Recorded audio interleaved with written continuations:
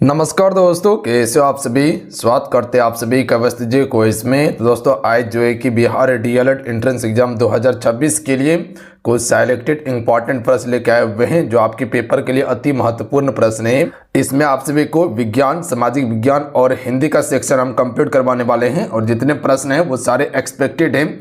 जो 2022 से लेके 2025 में प्रश्न पूछा गया है उन्हीं प्रश्नों को आज की सिलेक्शन में कवर किया गया है और जितने एक्स्ट्रा चीजें बताएंगे उसे भी कवर करते चलिएगा, क्योंकि आयोग आसपास से प्रश्न को पूछता है तो आराम से हैंडल करके प्रश्न बना लीजिएगा, आपको दिक्कत नहीं होगा पेपर में। तो चलिए शुरू करते हैं। सभी एक बार सेशन को लाइक करके शेयर आप सभी जरूर कर दीजिएगा, सभी से रिक्वेस्ट रहेगा। तो चलिए शुरू करते हैं आज की सेशन को हम सभी।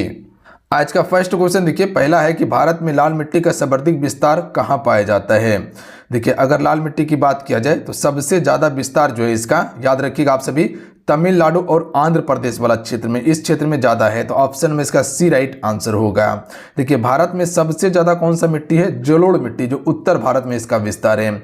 वहीं काली मिट्टी की बात किया जाए तो गुजरात वाला क्षेत्र, महाराष्ट्र वाला क्षेत्र और मध्य प्रदेश का कुछ क्षेत्र में है। तो याद रखेंगे आप सभी, बात समझे बिल्कुल। अगला क्वेश्चन है कि प्रधानमंत्री को निम्नलिखित में से किस सदन का सदस्य होना चाहिए। देखिए अगर प्रधानमंत्री की बात किया जाए तो इसकी नियुक्ति कौन करता है, तो राष्ट्रपति करता है, याद रखिएगा। क्या प्रधानमंत्री जो चुने जाते हैं आप डायरेक्ट वोटिंग करते हैं? नहीं, आप डायरेक्ट वोटिंग नहीं करते हैं।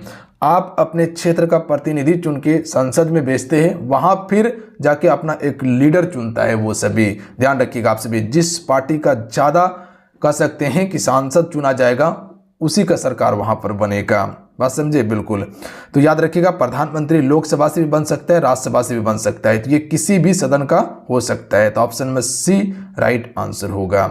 चलिए अगला क्वेश्चन है कि मलेरिया मादा एनाफिलिस से फैलता है, इसकी खोज सबसे पहले किसने की थी। देखिए मलेरिया रोग की बात किया जाए तो ये मादा एनाफिलिस मच्छर के काटने से फैलती है, ये चीज को ध्यान रखिएगा। और इसकी खोज सबसे पहले किसने की थी, रोनाल्ड रॉस के द्वारा किया गया था।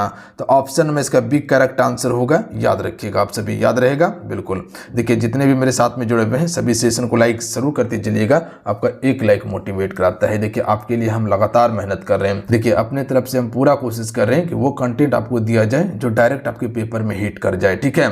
तो आप सभी को जो भी चीजें हम बता रहे हैं उसे प्रॉपर आप सभी कवर कीजिएगा और याद करते चलिएगा। और अपना प्यार तो इस वीडियो को देना ही देना है, सिर्फ आप सभी को लाइक करके शेयर कर देना है। चलिए अगला क्वेश्चन है कि डाउन सिंड्रोम वाले व्यक्ति अपरिहार्य रूप से किससे ग्रस्त हो जाते हैं। काफी इंपॉर्टेंट प्रश्न है, याद रखिएगा आप सभी। देखिए अगर डाउन सिंड्रोम की बात किया जाए तो आपको पता है कि किससे ये ग्रस्त हो जाते हैं, तो इसका करेक्ट आंसर हो जाएगा अल्जाइमर रोग से। ऑप्शन नंबर इसका डी राइट आंसर होगा, याद रखिएगा अल्जाइमर रोग से। बात समझे। चलिए अगला क्वेश्चन देखिए, भारत में निम्नलिखित मृदाओं में से कौन सी बेसाल्ट लावा के अपक्षयन के कारण निर्मित हुई है या अवक्षय के कारण निर्मित हुई है। तो राइट आंसर होगा रेंगुड़ मृदा, जिसे हम सभी काली मृदा भी कहते हैं, याद रखिएगा, या काली कपासी मृदा भी कहा जाता है। आपको बताएं काली कपासी मृदा किस क्षेत्र में है, तो ये आपका गुजरात वाला क्षेत्र, महाराष्ट्र का कुछ क्षेत्र हो जाता है और मध्य प्रदेश का कुछ पश्चिमी क्षेत्र में आपका काली मिट्टी देखने के लिए मिलता है। और काली मिट्टी कपास की उपजाऊ के लिए सबसे उपयुक्त मिट्टी है, ये चीज को ध्यान रखिएगा आप सभी। अगला क्वेश्चन है कि पाकिस्तान की सीमाओं से लगे भारतीय राज्य कौन कौन सा है। देखिए अगर पाकिस्तान की सीमा की बात किया जाए तो आपको पता है इस प्रकार से सीमा लगा हुआ है ना बिल्कुल। तो ये वाला क्षेत्र आपका गुजरात का है, उसके बाद यहाँ राजस्थान है, इसी जगह पंजाब है और इस जगह जम्मू कश्मीर वाला क्षेत्र है ना बिल्कुल है। तो इसका राइट आंसर क्या हो जाएगा, गुजरात हिमाचल प्रदेश नहीं, गलत हो जाएगा। जम्मू कश्मीर हिमाचल प्रदेश गलत हो जाएगा, हरियाणा होगा गलत हो जाएगा। तब बचा क्या, बी गुजरात, जम्मू कश्मीर, पंजाब और राजस्थान, यानी कि ऑप्शन में बी इसका बिल्कुल राइट आंसर होगा। बिल्कुल आसानी से बना लिए प्रश्न को आप सभी। चलिए क्वेश्चन में 7 है कि वह स्थान जहां मधुमक्खी का पालन किया जाता है उसे हम सभी क्या कहते हैं। राइट आंसर होगा ऑप्शन में ए, एवियरीज में जो है कि मधुमक्खी का पालन किया जाता है। अगला प्रश्न है कि फ्रांस में दास प्रथा का अंतिम रूप से उन्मूलन जो है ये कब हुआ था। तो देखिए फ्रांस में दास प्रथा का अंतिम रूप से उन्मूलन 1848 में हो चुका था। राइट आंसर होगा ऑप्शन में बी। इंपॉर्टेंट क्वेश्चन है, याद रखिएगा। देखिए दास प्रथा का तो 1848 में उन्मूलन कर दिया गया था, बट जो है कि नेपोलियन ने पुनः इसको प्रारंभ कर दिया था। अच्छा, अब यहाँ से क्वेश्चन बन सकता है कि भारत में दास प्रथा का उन्मूलन कब हुआ था। तो 1833 के चार्टर एक्ट के द्वारा किया गया था, याद रखिएगा आप सभी। चलिए अगला प्रश्न देखिएगा आप सभी, फ्रांस की क्रांति का स्वरूप क्या था? इंपॉर्टेंट प्रश्न है, फ्रांस की क्रांति का स्वरूप क्या था? राइट आंसर होगा बुर्जुआ क्रांति, याद रखिएगा आप सभी। चलिए क्वेश्चन नंबर आप सभी ध्यान दीजिएगा 10 नंबर है कि नाजी पार्टी का प्रतीक चिन्ह क्या था? देखिए नाजी पार्टी का प्रतीक चिन्ह था स्वास्तिक, ऑप्शन में बी राइट आंसर होगा। नाजी पार्टी जो है जर्मनी का एक पार्टी था, याद रखिएगा, जिसका प्रतीक चिन्ह क्या था? आपका स्वास्तिक था। 1920 से लेकर 1945 की अवधि में जर्मनी का ये प्रमुख नाजी पार्टी था, 1920 से लेकर 1945 तक, याद रखिएगा आप सभी। एडोल्फ हिटलर जो है कि इस पार्टी के नेता थे। अगला क्वेश्चन है, किस संधि के द्वारा जर्मनी पर कठोर एवं अपमानजनक शर्तें थोपी गई थी? देखिए पहला विश्व युद्ध 1914 से 1918 तक जो चला था, पता है आप सभी को, कुल 4 वर्ष तक जो चला था। इसके बाद जो है कि आपका वर्साई संधि के तहत इस युद्ध को समाप्त कर दिया गया था और इसी संधि के तहत जो है कि जर्मनी पर कठोर और अपमानजनक शर्तें थोपी गई थी, इसीलिए जर्मनी इस संधि को आरोपित संधि मानते हैं, याद रखिएगा आप सभी। कब हुआ था ये? 1919 में हुआ था और दूसरा विश्व युद्ध होने का कारण प्रमुख था आपका वर्साई की संधि, जो 1939 में प्रारंभ हुआ था और 1945 तक चला था। अच्छा, पेरिस संधि कब हुआ था? 1763 में पेरिस संधि हुआ था। अच्छा, वियना की संधि कब हुआ था? 1815 में आपका वियना की संधि हुआ था। तो इतना सा फैक्ट याद रखेंगे। अगला है, प्रथम विश्व युद्ध का आरंभ कब हुआ था? तो अभी हम आपको बताएं कि प्रथम विश्व युद्ध का आरंभ हुआ था 1914 में आरंभ हुआ था, याद रखिएगा, और 1918 तक चला था। जैसे कि आपका प्रथम विश्व युद्ध की अगर बात किया जाए तो इसमें आपका एक मित्र राष्ट्र था। मित्र राष्ट्र में कौन कौन सा देश था? तो जैसे कह सकते हैं कि रूस हो गया, उसके बाद फ्रांस हो गया, क्वेश्चन बन सकता है यहाँ से, याद रखिएगा, फ्रांस हो गया, उसके बाद आपका ब्रिटेन, याद रखना है आप सभी को, ब्रिटेन हो गया। ये सभी आपका मित्र राष्ट्र में था। और एक आपका केंद्रीय राष्ट्र था जो आपका कह सकते हैं इसका विरोधी हो जाएगा। तो जो केंद्रीय शक्ति में था वो आपका जर्मनी हो जाएगा, याद रखिएगा आप सभी, जर्मनी हो जाएगा।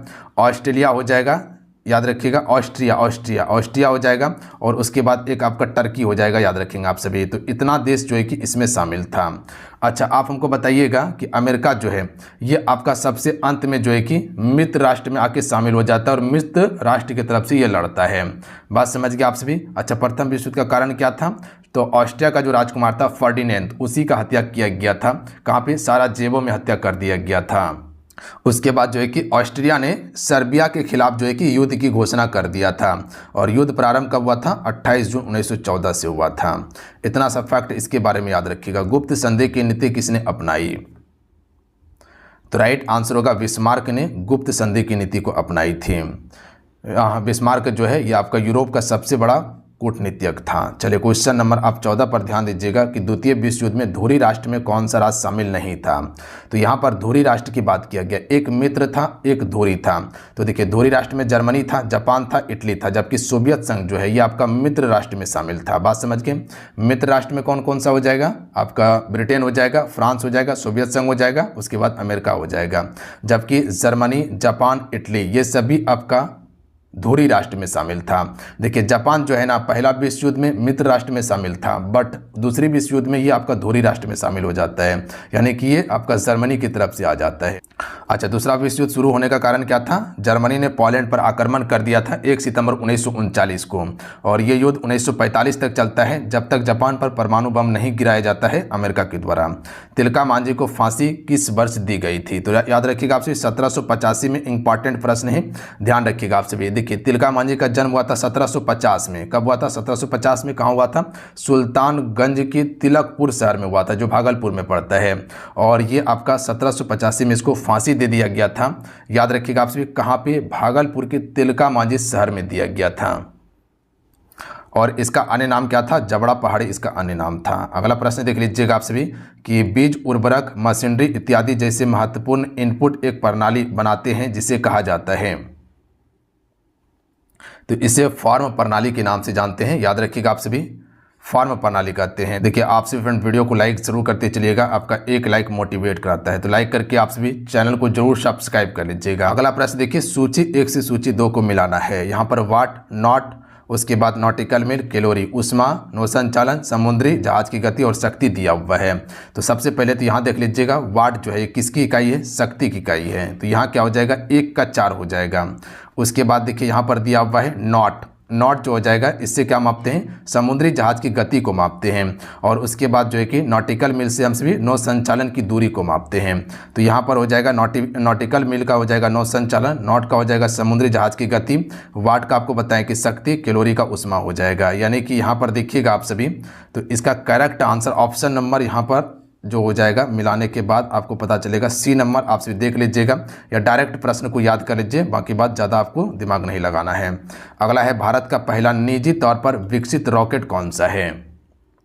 तो विक्रम एस ये निजी तौर पर विकसित रॉकेट है भारत का। अगला है कि शीतकाल में जब झील की ऊपरी सतह का पानी में बर्फ जम जाता है तो फिर भी जलीय जीव जीवित रहता है, क्योंकि यहाँ जमने की बात किया गया है। जब देखिएगा बर्फीली इलाका में क्या होता है, जो पानी होता है ना उसकी ऊपरी सतह पर पूरा बर्फ जम जाता है, फिर भी पानी नहीं जमता है, पानी का अंदर जैसे वैसे ही रहता है और उसमें जलीय जीव जीवित रहता है। इसका कारण क्या है, तो राइट आंसर होगा ऑप्शन नंबर डी, पानी का घनत्व 4 डिग्री पर सबसे अधिक होता है, 4 डिग्री सेल्सियस पर, जिससे क्या होता है बर्फ ऊपरी परत पर ही जम जाता है, नीचे नहीं जमता है, जिससे जलीय जीव जीवित रहता है। इंपॉर्टेंट प्रश्न है, याद रखिएगा, हूबहू रिपीट कर लिया जाएगा। अगला है एक काटा हुआ हीरा जगमगाता है किसके कारण से। देखिए ऑप्टिकल फाइबर पूर्ण आंतरिक परावर्तन पर कार्य करता है। जैसे रेगिस्तान में मृग मरीचिका का चमकना पूर्ण आंतरिक परावर्तन है, उसी प्रकार से काटा हुआ हीरा जो जगमगाता है पूर्ण आंतरिक परावर्तन पर ही जगमगाता है। तो ऑप्शन में सी राइट आंसर होगा। अगला है कितना तापमान होने पर पाठ्यांक सेल्सियस और फ़ारेनहाइट तापमान में एक ही होगा। तो ये आपका -40 डिग्री पर होगा, याद रखिएगा कितना, -40 डिग्री पर। अगला है टेलीविजन दर्शक डिश एंटीना प्रयुक्त करते हुए वर्षा में उपग्रह सिग्नल नहीं प्राप्त करते हैं, क्यों। जब आप एंटीना को देखते होंगे तो वर्षा के समय में सिग्नल प्राप्त नहीं कर पाता, इसका कारण क्या है। तो पहला ऑप्शन है कि एंटीना छोटे होते हैं, बिल्कुल छोटे होते हैं। वर्षा की बूंद रेडियो तरंग को अवशोषित करती है, बिल्कुल अवशोषित करती है। अच्छा, वर्षा की बूंद रेडियो तरंग की ऊर्जा की मूल दिशा को विचलित कर देती है, ये भी सही है कि बिल्कुल विचलित कर देती है। तो इसका राइट आंसर क्या हो जाएगा, 1, 2, 3, यानी कि ऑप्शन नंबर डी इसका करेक्ट आंसर होगा। इसी प्रकार का प्रश्न आपके पेपर में बनता है। अगला क्वेश्चन देख लीजिएगा कि समृद्ध यूरेनियम क्या होता है। चलिए क्वेश्चन नंबर 23 का राइट आंसर कीजिएगा। तो राइट आंसर हो जाएगा ऑप्शन नंबर डी, प्राकृतिक यूरेनियम, जिसमें रेडियोधर्मी U-235 आइसोटोप का घटक कृत्रिम रूप से बढ़ाया जाता है। ऑप्शन नंबर डी वाला करेक्ट आंसर होगा। देखिए इससे पहले आपको हम एक तुक्का मारने वाला वीडियो बताए थे ना, उसमें एक आपको बताए थे कि अगर प्रश्न नहीं पता हो ना तो जिसका लेंथ बड़ा हो ऑप्शन में या ज़्यादा दीर्घ या ज़्यादा बड़ा समझाया गया हो वो होने की प्रबल संभावना होता है आंसर। और देखिएगा यहाँ आपको एग्जाम्पल में देखने के लिए मिला ना। अगला क्वेश्चन है कि निम्नलिखित में से कौन सी इलेक्ट्रॉनिक संरूपण धातु तत्वों के लिए होती है। तो यहाँ पर धातु तत्वों की इलेक्ट्रॉनिक विन्यास की बात किया गया है, तो 2882 हो जाएगा, याद रखिएगा, डायरेक्ट प्रश्न बन सकता है। अगला है निम्नलिखित मिश्र धातु में से किसे अमलगम कहते हैं। तो राइट आंसर होगा पारा और जस्ता को कहा जाता है। अगला है निम्न में से कौन सा भारी जल का रासायनिक सूत्र है। तो भारी जल का रासायनिक सूत्र D2O होता है, ड्यूटेरियम ऑक्साइड, जो कि हाइड्रोजन का समस्थानिक है। चलिए अगला प्रश्न देख लीजिएगा कि निम्नलिखित में से किसका मिलान सही नहीं है। औद्योगिक क्षेत्र और देश दिया हुआ है। अशोका जापान में है, बिल्कुल सही है। लाका शायर ब्रिटेन में है, ये भी सत्य है। सलेम भारत में है, ये भी सत्य है। बर्मिंघम फ्रांस में है, नहीं, गलत है। बर्मिंघम जो है ये आपका ब्रिटेन में पड़ता है, याद रखिएगा आप सभी। कहाँ पे है बर्मिंघम, ब्रिटेन में है। अगला प्रश्न है कि निम्नलिखित में से कौन सा संत भक्ति के निर्गुण एवं सगुण रूपों में आस्था रखते हैं। तो ये आपका रामनंद रखते हैं, याद रखिएगा आप सभी। देखिए आगे जो प्रश्न बन सकता है, जैसे बन सकता है कि भक्ति आंदोलन का अग्रदूत किसे कहा जाता है। तो रामनंद को कहा जाता है। इसके प्रमुख शिष्य कौन थे, जैसे कबीर थे इसके प्रमुख शिष्य, इसके अलावा रैदास इसके प्रमुख शिष्य थे, याद रखिएगा आप सभी। और इन्होंने ही भगवान राम की भक्ति को सुलभ बनाया था, किसने, रामानंद ने। तो इतना सा फैक्ट याद रखिएगा। अगला है निम्नलिखित में से कौन सा शब्द एक क्रिया विशेषण है। तो देखिए यहाँ ना विशेषण की सिर्फ बात नहीं किया गया है, विशेषण का बात करता है तो धीरे धीरे, ये विशेषण शब्द है। जोर से चलना विशेषण शब्द है, अचानक चलना विशेषण है, पर यहाँ क्रिया विशेषण की बात किया गया है। तो जो यहाँ पर चलना है ना, चलना, ये क्या है? क्रिया है। और धीरे धीरे चलना, धीरे धीरे चलना, ये आपका क्रिया विशेषण होगा। तो यहाँ पर ऑप्शन में सी की तरफ हम जा सकते हैं कि धीरे धीरे, याद रखिएगा ये आपका क्रिया विशेषण शब्द है। बात समझ गए? बिल्कुल बात समझ गए आप सभी। जैसे कि तेज हो गया, अचानक हो गया, या रोज, या कह सकते फिर, ये सभी आपका क्रिया विशेषण का ही शब्द है, या कह सकते हैं विशेषण का शब्द है। अगला है सत्यशोधक समाज की स्थापना हुई थी। देखिए सत्यशोधक समाज की स्थापना 1873 में की गई। अच्छा, ये क्वेश्चन आपका बिहार पुलिस में पूछा गया प्रश्न है, याद रखिएगा। अब आगे क्या बन सकता है आपसे इससे प्रश्न? इसके संस्थापक पूछा जा सकता है कि इसके संस्थापक कौन थे? ज्योतिबा फूले थे, याद रखिएगा आप सभी। याद रखिएगा सत्यशोधक समाज के संस्थापक ज्योतिबा फूले थे, जो कि दलित और महिलाओं को शिक्षा एवं सामाजिक अधिकार देने का काम किया था, याद रखेंगे आप सभी। चलिए अगला क्वेश्चन देख लीजिएगा कि संविधान के किस अनुच्छेद में धन विधेयक को परिभाषित किया गया है। देखिए धन विधेयक की परिभाषा की बात किया जाए तो अनुच्छेद 110 का क्लाउड 1 हो जाएगा, याद रखिएगा आप सभी। तो ऑप्शन नंबर क्या हो जाएगा? बी करेक्ट आंसर होगा। और ये भी बिहार पुलिस में पूछा गया है, ये प्रश्न तो पूछ लिया गया है। आगे क्या बन सकता है कि अगर बात किया जाए कि धन विधेयक कहाँ पेश किया जाता है, कहाँ पर प्रस्तुत किया जाता है धन विधेयक? तो याद रखिएगा लोकसभा में प्रस्तुत किया जाता है, लोकसभा में प्रस्तुत किया जाता है धन विधेयक सबसे पहले। अच्छा, राज्यसभा में धन विधेयक कितने दिन तक रहता है? 14 दिन तक रोक सकता है। इसके बाद धन विधेयक वहाँ नहीं रहेगा, लोकसभा में आ जाएगा फिर से, याद रखिएगा। धन विधेयक क्या होता है? कर, उधारी, कोष आदि से संबंधित इसमें प्रावधान होता है धन विधेयक में। तो कहाँ प्रस्तुत होता है? लोकसभा में। क्वेश्चन पूछा जा सकता है।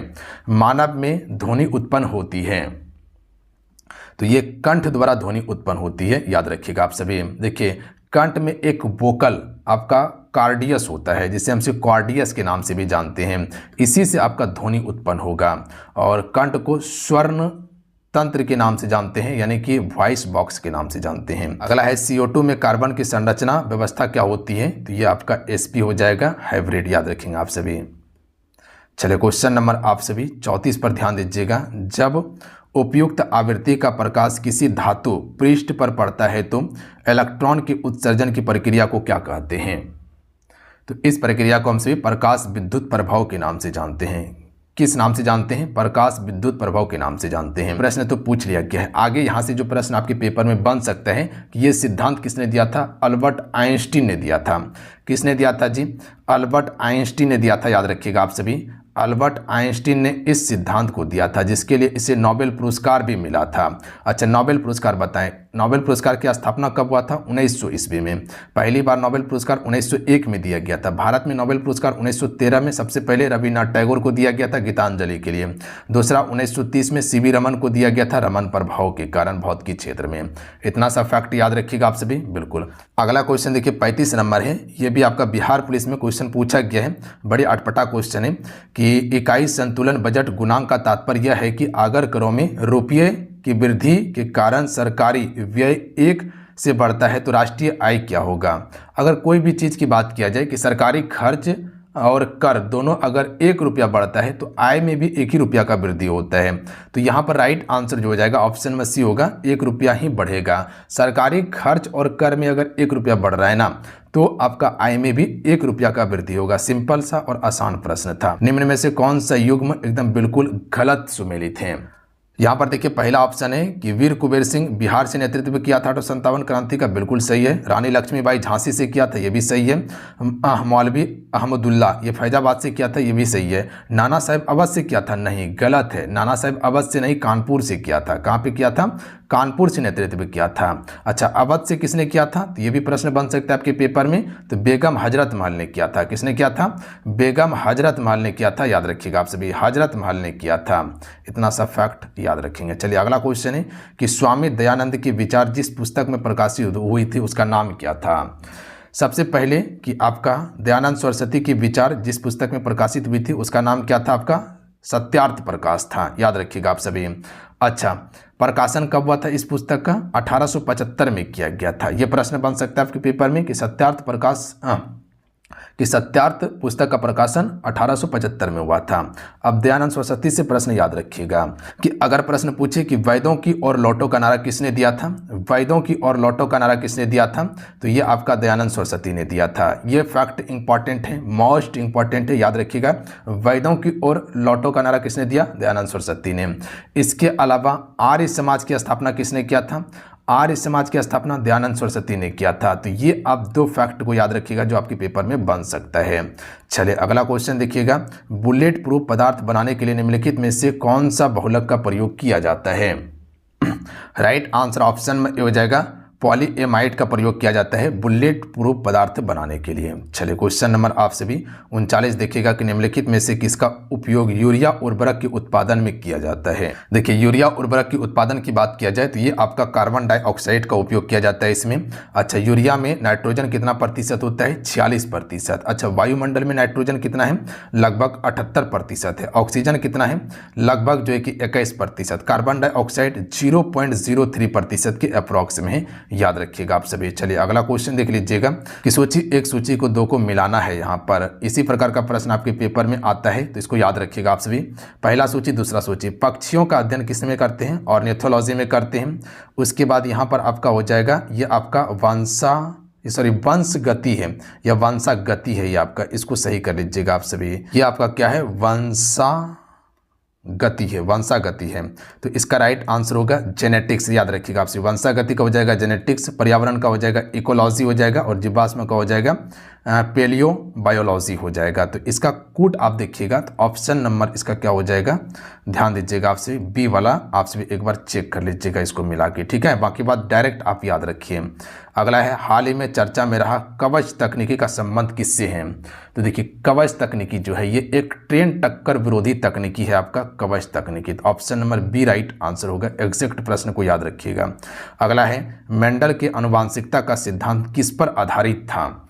तो देखिए मेंडल का आनुवांशिकता का सिद्धांत जो है लैंगिक जनन पर आधारित था। किस पर, लैंगिक जनन पर। मेंडल ने आनुवांशिकता का प्रयोग किस पर किया था, परीक्षण मटर के पौधे पर किया था। अगला है निम्नलिखित में से कौन सा युग्म सही सुमेलित नहीं है। विटामिन ए मैकुलन बिल्कुल सही है। विटामिन ए का रासायनिक नाम क्या है, रेटिनॉल।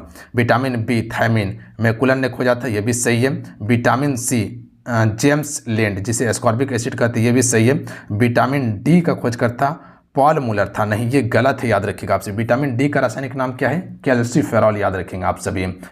इसने आपका डीडीटी कीटनाशक की खोज किया था पॉल मुलर ने, तो याद रखेंगे आप सभी। अगला क्वेश्चन है, अगला प्रश्न है कि मानव मस्तिष्क के लिए निम्नलिखित भागों में से कौन सा एक निगरण और उल्टी का नियमन केंद्र है। तो ये आपका हो जाएगा मेंडुला ऑब्लांगटा हो जाएगा। तो ये आपका मेंडुला ऑब्लांगटा हो जाएगा, सी करेक्ट आंसर होगा। अगला है निम्नलिखित में से सही कथन चुनिए। देखिए सही कथन इनमें से चुनना है कि लाल प्रकाश का तरंगदैर्घ्य बैगनी प्रकाश से कम होता है, ये कथन गलत है। दूसरा कथन है कि लाल प्रकाश का तरंगदैर्घ्य बैगनी प्रकाश से ज़्यादा होता है, बिल्कुल सही है कि लाल प्रकाश का तरंगदैर्घ्य जो होता है बैगनी से ज़्यादा होता है, क्योंकि बैगनी का देखिएगा तो विक्षेपण ज़्यादा होता है और इसका तरंगदैर्घ्य कम होता है, जबकि लाल का क्या होता है, इसका तरंगदैर्घ्य ज़्यादा होता है, विक्षेपण कम होता है। तो लाल प्रकाश का उपयोग हम सभी खतरों में करते हैं, तो option number B right answer होगा इसका। अगला है कि डीपीटी का टीका निम्नलिखित में से किसमें सुरक्षा के लिए दिया जाता है। किससे सुरक्षा के लिए दिया जाता है, तो डिफिथेरिया, कुकुर खांसी और टेटनस के लिए डीपीटी का टीका लगाया जाता है। डिफिथेरिया, उसके बाद कुकुर खांसी और टेटनस के लिए। अगला है कि जीनोम प्रौद्योगिकी है।